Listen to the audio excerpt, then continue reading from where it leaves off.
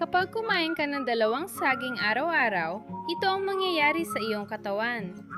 Kumusta na, Churbas? Ayos ka lang ba? Mahilig ka ba sa saging at nakakakain ka ba ng higit sa 1 saging bawat araw? Karamihan sa atin ngayon ay wala ng oras para kumain ng masustansya, kaya mas pinipili natin ang fast food at mga processed na pagkain. Hindi dahilan ang kakulangan sa oras. Mayroong magagandang opsyon ng masustansyang pagkain na madaling dalhin. Isa na rito ang saging, na pwedeng dalhin kahit saan.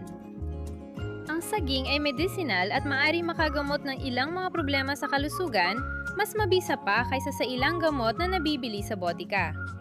Ang kapangyarihan nito ay dahil sa dami ng protina, bitamina at iba pang nutrisyon, kaya napakabuti para sa kalusugan ang kumain ng prutas na ito araw-araw. Kung kakain ka ng 2 saging araw-araw, magagandang bagay ang mangyayari sa iyong katawan.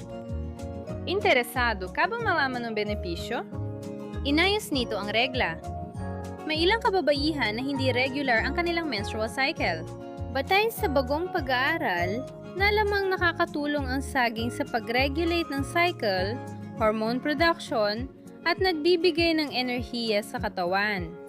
Hindi nakapagtataka na mahal ng mga atleta ang saging dahil ito ay mayaman sa putasa at iba pang nutrisyon na ginagawa itong mahusay na pinagmumulan ng enerhiya.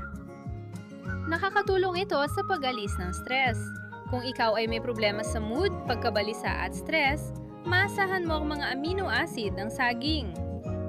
Bukod dito, naglalaman din ito ng calcium at magnesium na tumutulong protektahan laban sa depresyon.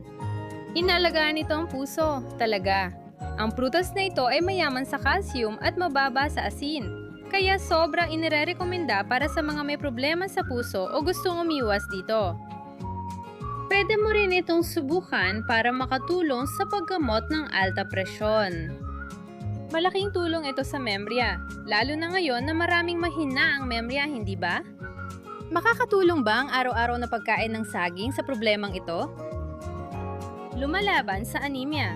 Ang saging ay may taglay na bakal na nagpapataas ng antas ng hemoglobin at malaking tulong sa paggamot ng anemia. Maganda para sa pagbubuntis, ang saging ay isang mahusay na kaagapay para sa mga buntis dahil nilalabanan nito ang mga sakit at pinananatiling balanse ang antas ng asukal sa dugo. Lumalaban sa ulcer. Kung gusto mong protektahan ang tiyan laban sa ulcer, ang saging ay lumilikha ng espesyal na panangga at binabawasan ang posibilidad ng sakit na ito. Pinoprotektahan ka nito laban dito at nire-regulate ang produksyon ng asido sa tiyan. Nakakatulong din ito laban sa premenstrual syndrome.